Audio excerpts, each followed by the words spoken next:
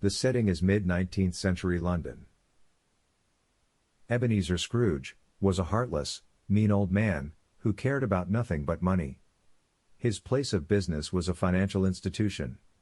His work was to force debtors to pay their bills. Those who didn't would have their property taken.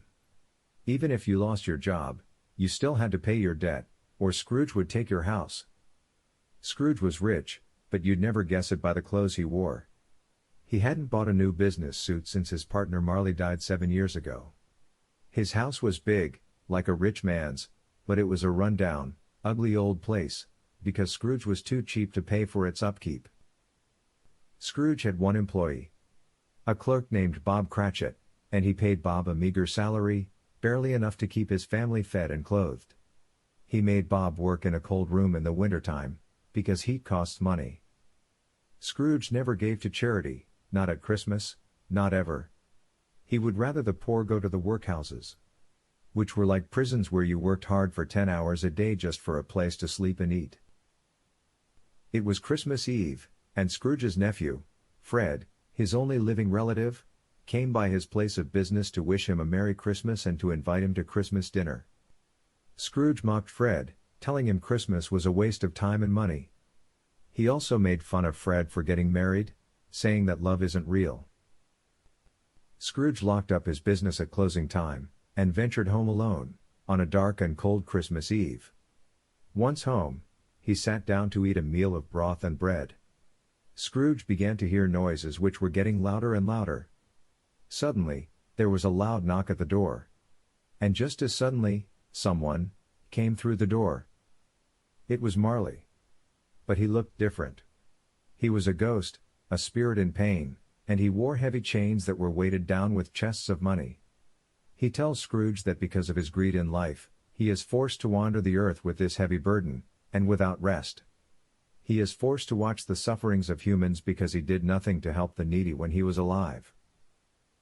He points his finger at Scrooge, and warns him that he will face the same fate, only much worse, if he doesn't change his ways. Marley tells Scrooge that 3 more ghosts are coming, one each, of the past, present, and future, and that he better pay attention if he doesn't want to lose his soul to hell. Then, Marley disappeared. Scrooge wasn't sure what to believe. He thought maybe he was hallucinating from bad food or something. But then, out of the blue, the ghost of Christmas past appeared. She showed Scrooge's past youth, and how happy he was when he was young, when money didn't matter. She then showed Scrooge the time that he once fell in love with a woman, and how Scrooge became a good businessman so he could save up money to take care of his fiancée after marriage. But Scrooge became too focused on money, and had forgotten why it was important to him in the first place. So his fiancée left him, and married another man. This is when, and how, Scrooge had become bitter.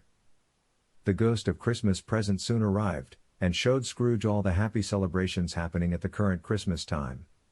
He saw Fred and his wife having a great party, and soon began to wish he hadn't turned down Fred's invitation.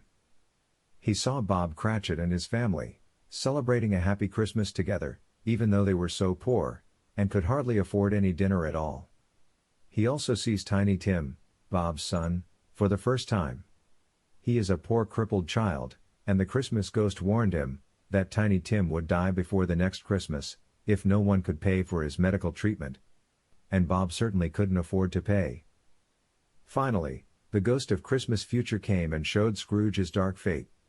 That Scrooge would die alone, and that no one would miss him after his death, except for some of his debtors, who will be happy that he died. He also sees the deep sorrow of the Cratchit family over their loss of Tiny Tim, who indeed dies before Christmas. Scrooge begs the ghost to let him live, to give him another chance. Scrooge, still crying, wakes up and realizes all the ghosts are gone. He rushes to the window to look out and see it is Christmas Day. He buys a Santa suit and lots of toys, and runs around town, giving gifts to everyone he meets.